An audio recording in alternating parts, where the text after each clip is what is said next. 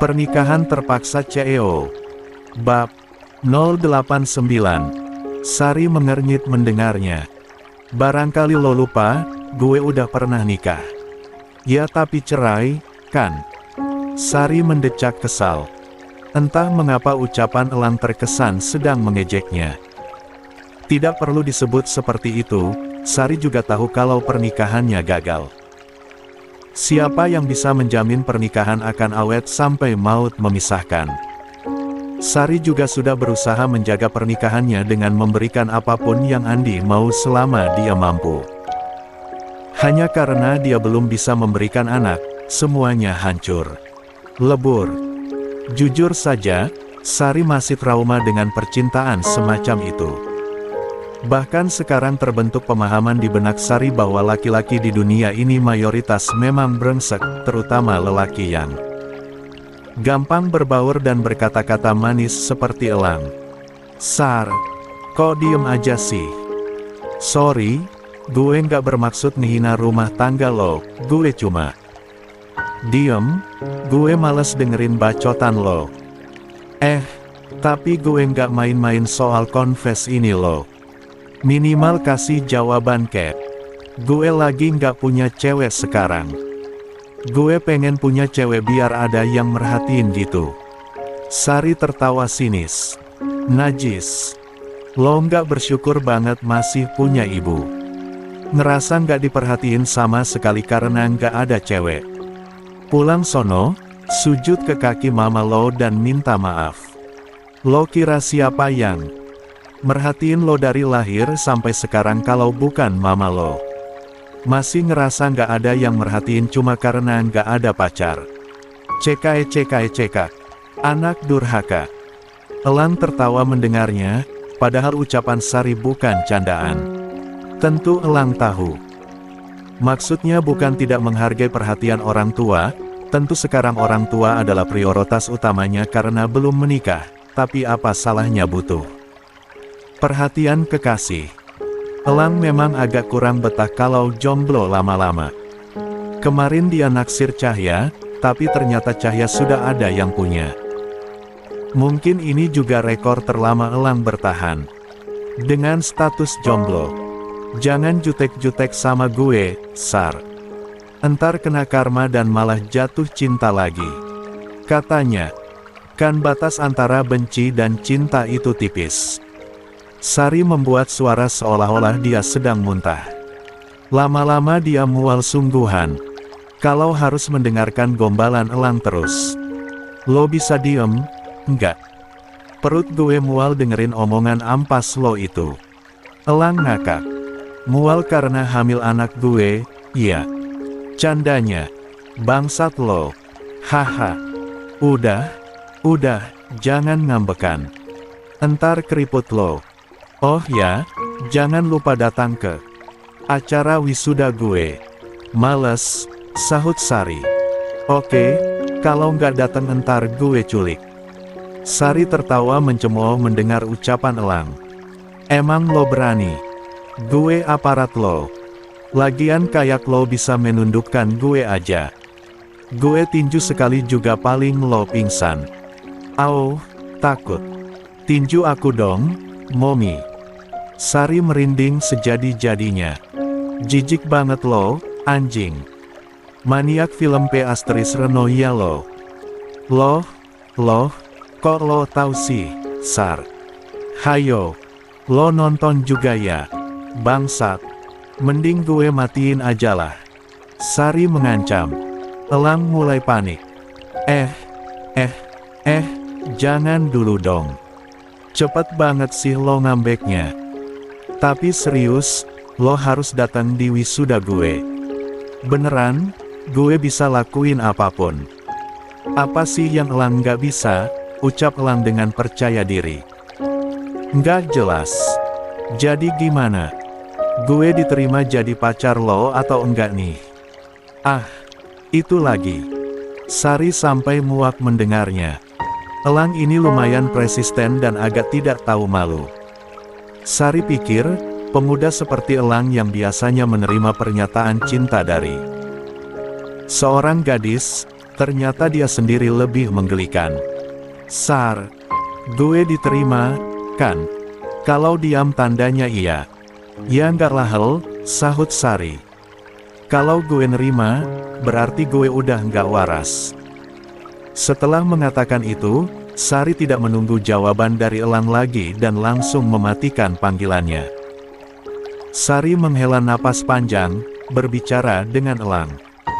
Benar-benar mengurangi masa hidupnya sampai 10 tahun, alias bikin stres berat. Apa sih? Nggak ada kerjaan banget anak itu, gerutu Sari. Namun setelahnya dia senyum malu-malu. Cici bangun dengan seluruh badannya yang pegal-pegal. Dia menghela napas panjang. Rasanya malas sekali bangun dari tempat tidur, jadi dia tetap saja rebahan di atas ranjang. Pandu sudah tidak ada di sampingnya.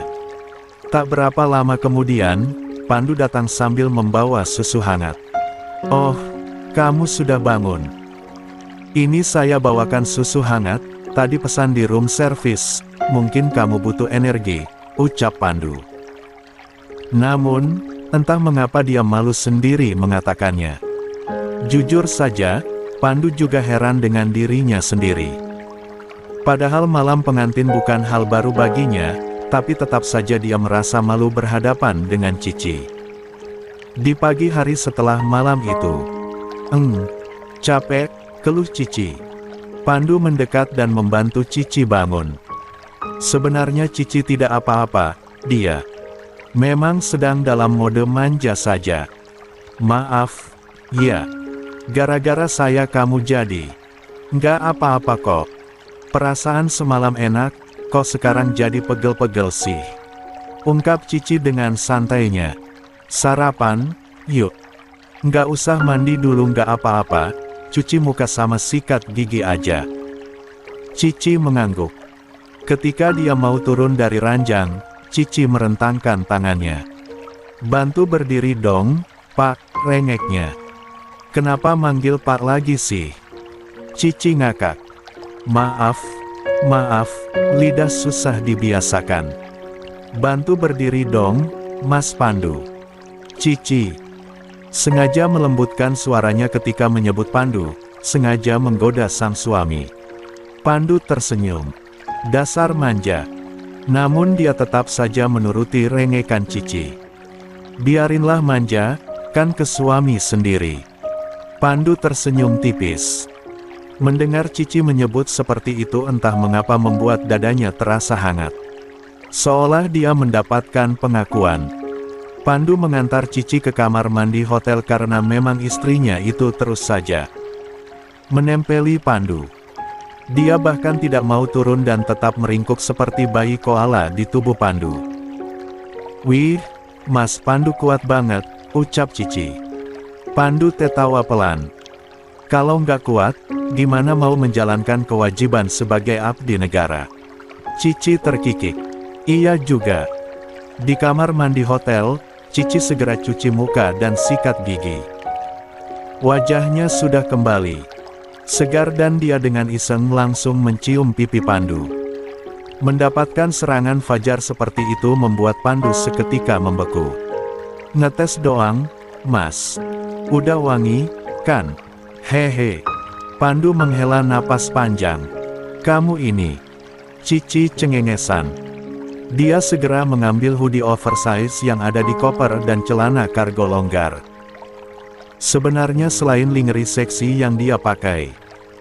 Semalam, memang ada beberapa pakaian oversize di sana, tapi itu adalah jenis pakaian-pakaian yang tidak nyaman untuk tidur. Hari-hari biasa saja Cici selalu tidur dengan piyama lengan pendek dan celana pendek tipis, mana mungkin setelah pesta pernikahan dia betah tidur memakai hoodie. Masalahnya, Cici itu gampang merasa gerah. Udah siap, ayo sarapan. Cici dan Pandu turun ke restoran hotel untuk sarapan. Cici asyik memilih-milih makanan. Sementara Pandu sudah duduk di salah satu meja. Pandu memang sangat menjaga makan hanya pada makanan-makanan sehat saja agar staminanya juga tetap bagus, jadi dia tidak banyak mengambil makanan macam-macam. Mas Pandu makan kentang, sayur, sama dada ayam doang. Lagi diet apa?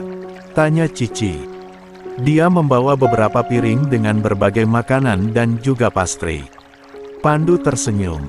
Saya harus jaga badan, Cici. Kalau gendut nanti susah lari saat bertugas. Cici ngakak. Aku makan apa aja badanku tetap gini. Pandu setuju. Dia beberapa kali bertemu Cici sebelumnya dan memang wanita itu suka makan berbagai hal tanpa pandang bulu. Tubuhnya tetap saja langsing bak seorang model. Alhamdulillah, kamu gak perlu susah-susah diet. Tapi kamu juga harus jaga makan, Ci.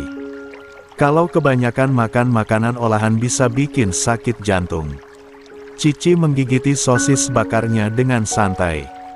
Lia, iya, nanti deh. Ketika sedang asyik makan sambil mengobrol, tiba-tiba seorang wanita yang memakai seragam pegawai hotel ini menghampiri meja mereka. Kak Pandu, sapa wanita itu. Cici langsung menoleh, tapi tidak mengatakan apa-apa. Pandu dan pegawai hotel itu berjabat tangan. Jadi yang kemarin nyewa ballroom hotel sampai melakukan sterilisasi hotel itu Kak Pandu. Pandu menggeleng. Bukan saya, itu mertua saya. Pandu menunjuk Cici yang asyik-asyik saja melahap salad. Ketika wanita itu menatap Cici, dia hanya melempar senyum datar, membuat Cici merasa agak aneh. Oh, ini istrinya Kak Pandu. Tanya wanita itu. Ya, selamat atas pernikahannya, Kak Pandu. Kalau gitu, saya permisi dulu. Setelah itu, si pelayan hotel menjauh. Barulah Cici penasaran. Fang tadi itu siapa, Mas? Akrab banget kayaknya sampai manggil Kak. Cici sebenarnya bukan orang yang menilai buruk di pertemuan pertama. Namun, gerak-gerik pelayan tadi aneh sekali. Awalnya Cici santai-santai saja. Namun saat bertemu, pandang dengannya, seketika hawa ramah wanita itu berubah. Cici tidak mau suudzon, tapi tetap saja kepikiran. Tuh Dewi, adiknya Rina. Cici langsung melotot kaget. Dia yang sedang mengunyah salad langsung menyemburkan sayuran-sayuran itu ke wajah Pandu. Maaf. Aku nggak sengaja. Cici panik. Dia langsung menarik tisu dari dalam kotaknya banyak-banyak untuk membersihkan wajah Pandu yang kotor. Pandu tertawa. Udah, nggak apa-apa. Lagian kenapa sih kok kaget banget? Ya gimana nggak kaget kalau itu ternyata adik iparnya Mas Pandu yang mau dijodohin sama mantan ibu mertuanya Mas Pandu. Pandu terkekeh. Saya juga nggak tahu kalau Dewi kerja di hotel ini. Memang kami nggak terlalu akrab kok meski dulu saat saya masih sama almarhum Rina. Dia pendiam dan agak sulit mengakrabkan diri dengan orang baru. Cici mengerutkan kening. Masa sih? Lia. Jujur, Cici tidak percaya. Tadi mereka kelihatan akrab sekali seolah sudah terbiasa mengobrol bersama. Namun Cici bukan tipe orang pemikir, jadi asal tidak mengganggu ketentraman hidupnya, maka dia akan langsung lupa. Ternyata, dari kejauhan Dewi masih memandangi interaksi Pandu dan Cici. Dia juga melihat saat Cici tadi menyemburkan saladnya ke wajah Pandu sampai menarik perhatian beberapa tamu hotel lainnya. Cek, kok cewek nggak sopan gitu bisa dijadikan istri sih? Nggak yakin anak orang kaya raya kelakuannya gitu banget. Jangan-jangan anak pungut. Ih, beda jauh sama aku, gumam Dewi. Cahya keluar membawa Samba jalan-jalan di sekitar komplek tentara karena memang seharian terus rewel dan menangis. Entah apa yang terjadi, tapi kali ini anak itu rewel sekali. Biasanya, hanya dengan digendong saja Samba pasti sudah anteng dan lama-lama tidur. Namun, Sejak tadi Cahya sudah menggendong, mengayun-ayunkannya, dan berjalan di sekitar rumah, tapi Samba tetap saja menangis. Akhirnya, Cahya memutuskan untuk membawa Samba jalan-jalan menggunakan stroller. "Udah seneng sekarang, nak," ucap Cahya. Dia tersenyum tipis memandang Samba yang sudah tidak menangis lagi. Mungkin anak itu memang lagi bosan di rumah dan ingin melihat suasana luar. Cahya bertemu dengan ibu Persit lain di jalan. Beberapa juga membawa anak mereka. Mereka tampak sedang mengobrol. Bu Rahmat, lagi bawa anaknya jalan-jalan ya?" Salah satu dari mereka mendekati stroller Cahya dan menatap Samba yang sudah tenang. "Eltia, Bu Soryo, dari tadi nangis terus. Kayaknya memang bosan aja di rumah." Ibu-ibu Persit yang lain ikut mendekat. Mereka gemas sekali melihat Samba yang menggigiti jemarinya, padahal tangan Samba sudah ditutup dengan sarung tangan bayi. "Aduh lucu banget sih, Samba. Jangan cepat besar ya, nak. Nggak rela kalau imutnya hilang, hehe," gurau Bu Soryo. Di antara kumpulan ibu Persit di sana, Bu Soryo adalah yang paling tua. Anaknya sudah masuk SMP tahun ini, makanya dia suka sekali kalau ada anak kecil. Sementara ibu-ibu Persit lain yang ada di sana kebanyakan anak-anaknya masih kecil. Paling besar hanya kelas 2 SD. Cahya tertawa pelan. Bu Suryo asyik sekali menggoda Samba yang langsung tertawa. Anak itu sepertinya cukup ekstrovert karena suka sekali kalau ada banyak orang di sekitarnya. "Walah, andai si Samudera masih bayi gini, kan gemas. Sekarang udah masuk SMP, udah mulai puber dia. Dulu suka nempel-nempel sama ibunya, sekarang sok-sok mandiri." Cahya tersenyum. "Wajar, Bu. Anak laki-laki emang suka gitu biasanya kalau udah mulai puber." "Lia benar. Nggak bisa bayangin nanti kalau udah masuk SMA kayak gimana." Para ibu-ibu itu asyik mengobrol. Cahya secara otomatis nimbrung dalam obrolan mereka.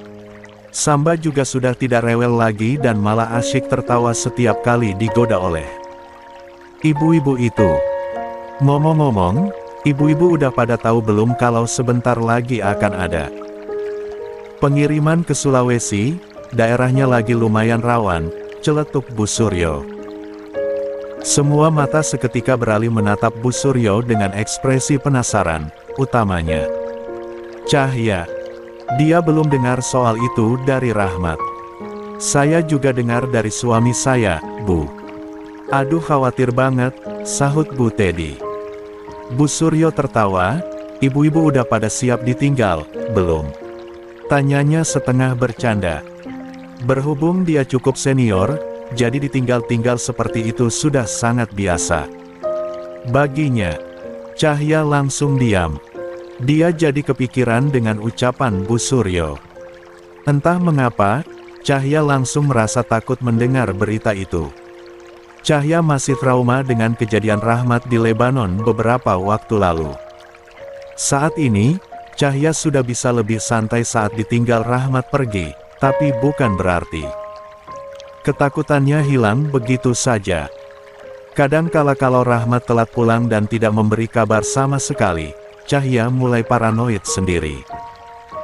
Cahya khawatir Rahmat akan dinyatakan gugur untuk kedua kalinya seperti saat itu.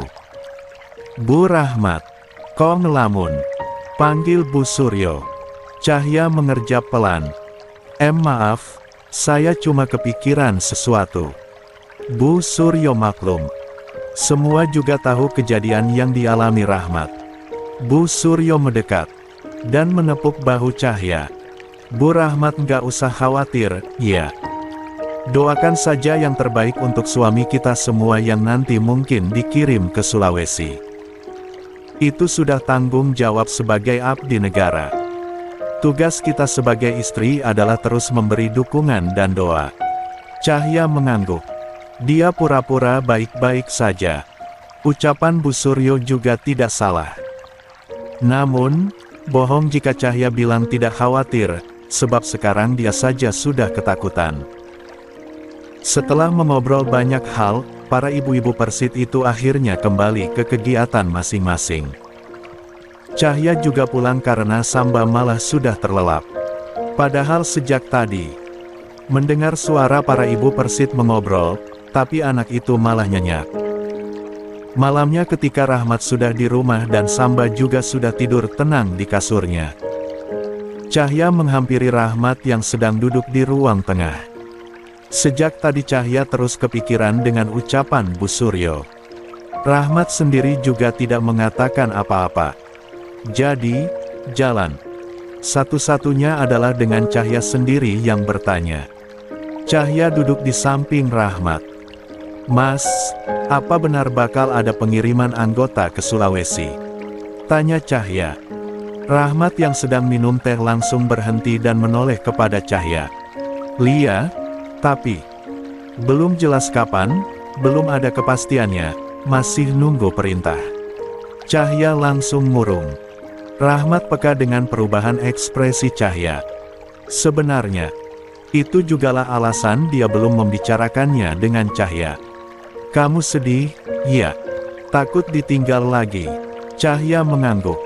"Yakinlah semuanya akan baik-baik saja. Sulawesi itu, kan masih di Indonesia." Rahmat berusaha menenangkan Cahya.